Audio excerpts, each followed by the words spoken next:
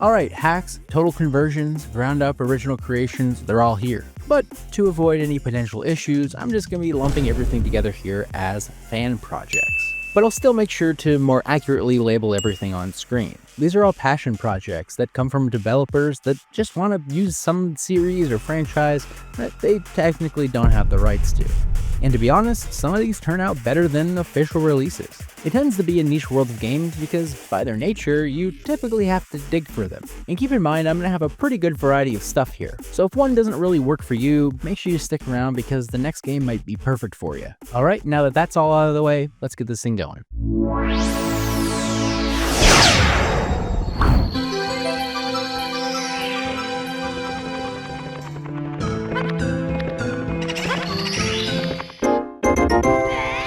I check out a ton of Mario 64 projects, but the Soul of Legends really won me over. It's a Simple Flips game jam project that manages to capture the magic that few do. Think of it as Mario 64 with a solid Zelda coat of paint, but specifically the cutesy aesthetic of the Link's Awakening remake. It's a fusion with the physics of the Mushroom Kingdom, but the vibes of a Zelda dungeon. And to really sell the feeling of adventure and dungeon crawling, instead of being booted back to the hub after you collect a star, you stay in the level and keep exploring. Controlling Link with Mario's moveset is agile as ever, and it turns these dungeon environments into playgrounds for wall kicking and long jumps. It even nails the ominous atmosphere, even if you're just leaping and bounding all over the place. That said, when you try to attack an enemy, you're reminded that this is still just a Mario game under the hood. And that's because Link can't swing his sword, so you're really just stuck with the standard Mario-style punches and slide kicks to take enemies down. But regardless, if you have an afternoon to kill and love the look of a Zelda and the feel of a Mario, you should seek the Soul of Legends out.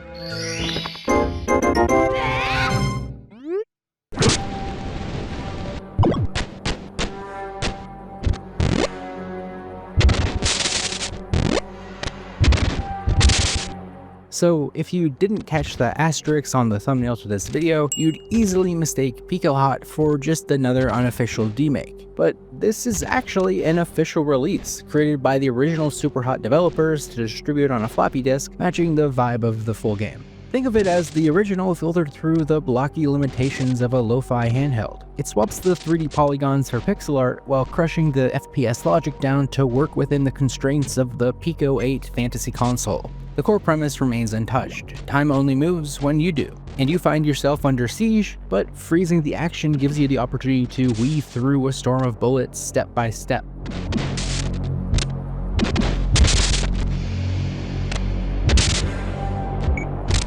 It's a tactical dance that still feels satisfying even when scaled down like this. You're not just blasting away, you're choreographing your way out of a violent puzzle one frame at a time. The fact that they were even able to cram this into only a few kilobytes is super impressive. It proves that strong game design can survive a massive downgrade in fidelity. That said, the novelty can wear off. Lining up shots can feel a bit clumsy, but this is a first-person shooter boiled down to a D-pad and 2 buttons after all. It's a fun little tech demo without much depth, but I recommend checking it out to see how the mechanics here are deconstructed.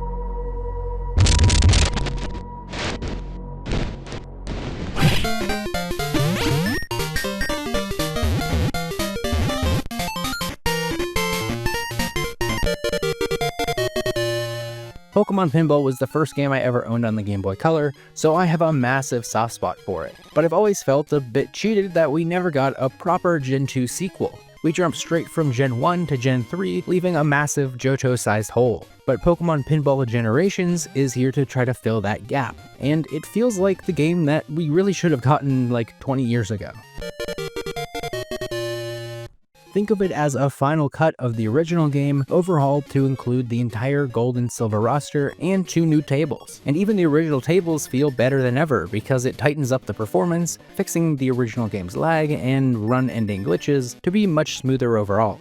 It even adds Gen 2 stuff like a breeding mode and the GS ball event, making it all feel like a real labor of love. That said, it can still be punishing when it comes to the RNG, but despite the occasional grind, it is easily my new go-to Pokemon Pinball game. If you have any nostalgia for the original or just want an excellent pick-up-and-play game, you need to load up Pokemon Pinball Generations ASAP.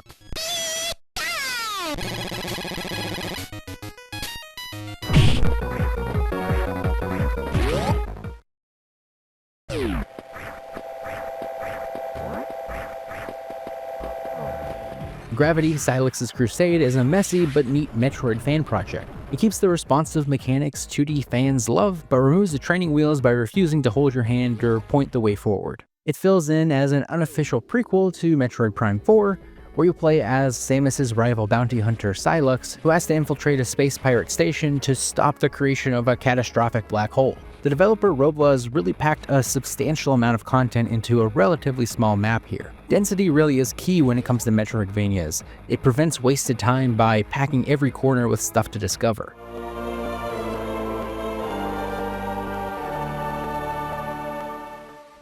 That said, a decent amount of jank holds this back. It's plagued with clashing assets and compressed audio imported from other games, and the custom Sylux sprite is a rough overlay of the original Samus one. All that can end up making it feel pretty crusty, so if you need a smooth, polished game, this might drive you a bit crazy, but if you want a creative what-if Metroid scenario, I think you should still track this down for a neat 2D Sylux game.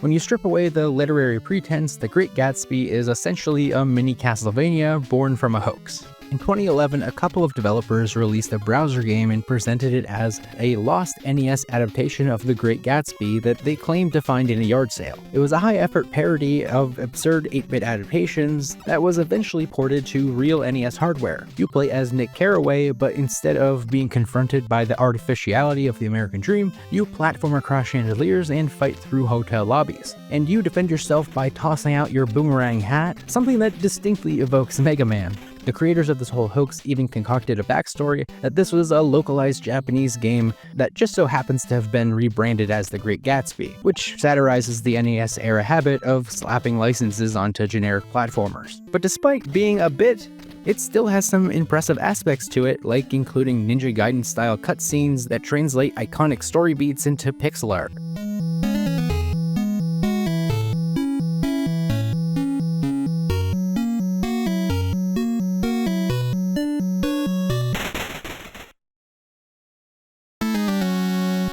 The chiptune jazz music is also a fun and catchy backdrop that contrasts in a funny way with the drama of the original story. That said, it won't take you longer than about 15 minutes to beat, making it more of a curiosity than a full game, but for a ridiculous 8-bit take on a piece of classic literature, you should set aside the little time that it takes to blast through this one.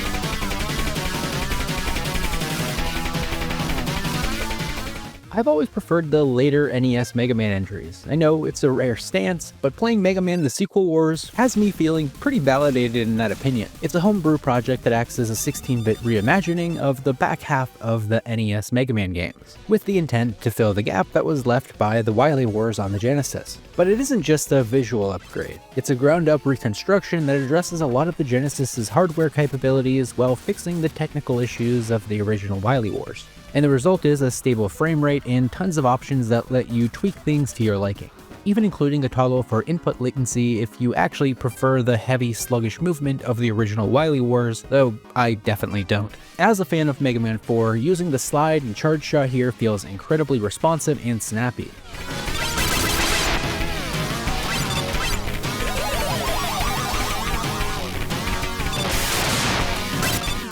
But the package does have one major bummer. It's currently incomplete. The menu teases the full trilogy, but only Mega Man 4 is playable right now. But still, if you want to see justice done to Mega Man on the Genesis, you really should give this a go.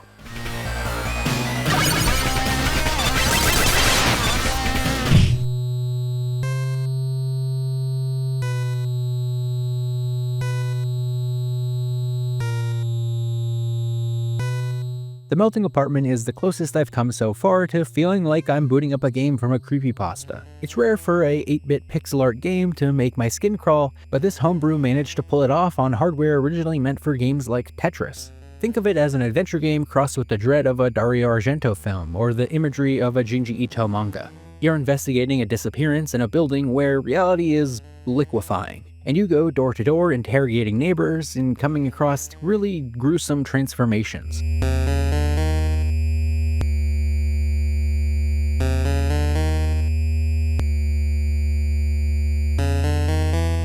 I won't spoil all of the unnerving sprite work here since it's so short, but it's excellent. That said, it does feel more like a prologue to a larger story than a complete story within itself. Still though, if you have a retro handheld or a flash cart, you need to play this on a rainy night.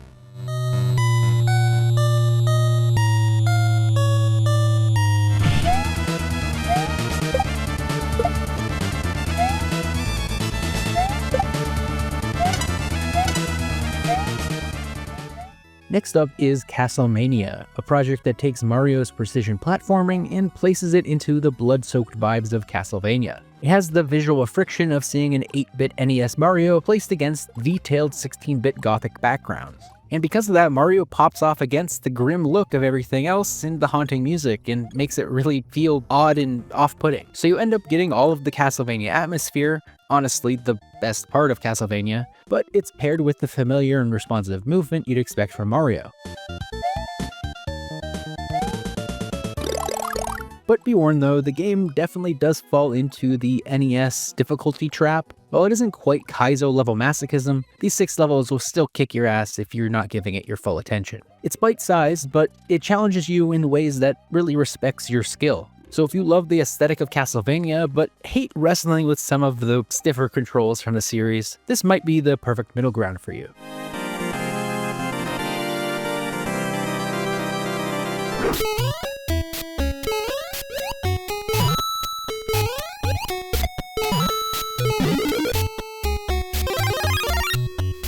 Alright, I realize featuring 2 goth Mario projects in the same video might be repetitive, but I played through these around Halloween, and I know it's been a long time since then, but that's the explanation for the spooky vibes. But regardless, this is Starlight Mario Underworld, a follow-up to another popular fan project called Starlight Mario. At first glance, it looks like it was built using Mario 3 as its base, but it actually was built on top of the original Super Mario Bros. And while it shares the Castlevania-style atmosphere with the previous entry, it sets itself apart by going hard on the custom sprite work. It strips the flesh off of enemies for a macabre makeover where everybody gets the dry bones treatment. It's fun to see the world of Mario drenched in this level of dread outside of a Luigi's Mansion game.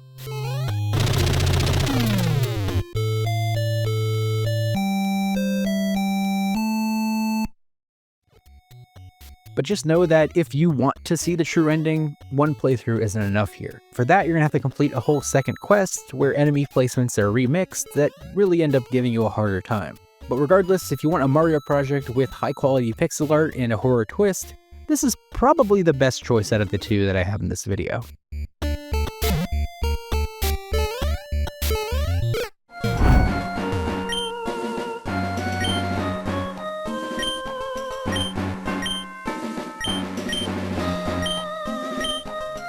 The Pokemon community keeps proving that the bones of Gen 3 are still a great foundation to create new takes on the series with. And Pokemon The Pit takes that familiar nostalgia and puts it into something that's pretty punishing and addictive.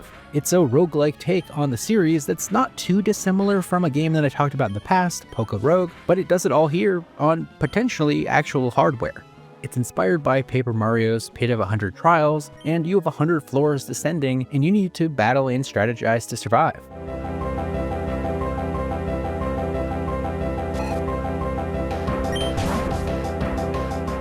Things start out with you drafting 3 different Pokemon from a random selection, and then you're set out on your run. Between fights, you have to manage your money by making difficult choices between healing your wounded team or getting important upgrades like Evolution Stones. They were even able to retrofit modern Pokemon stuff onto a Game Boy Advance ROM, like Mega Evolutions in every gen of Pokemon. And that means that there are a ton of variables there to alter your runs, and RNG can end up dooming a run regardless of your skill level. But despite the occasional no-win run, it's a must-play for competitive fans who really want a challenge.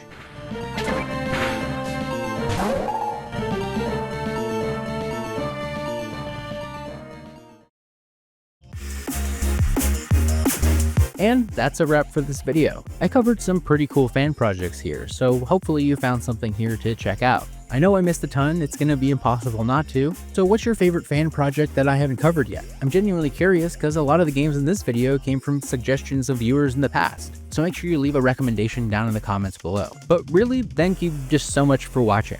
And if you enjoyed the video, you know what to do. Do all the YouTube-y stuff, like, subscribe. All that stuff does so much and it really helps out a ton. And if you really like what I did here, you can head over to patreon.com/C.A.Brown and support the channel and maybe get a few exclusive videos as well. Alright, that's all for now. See you in the next one.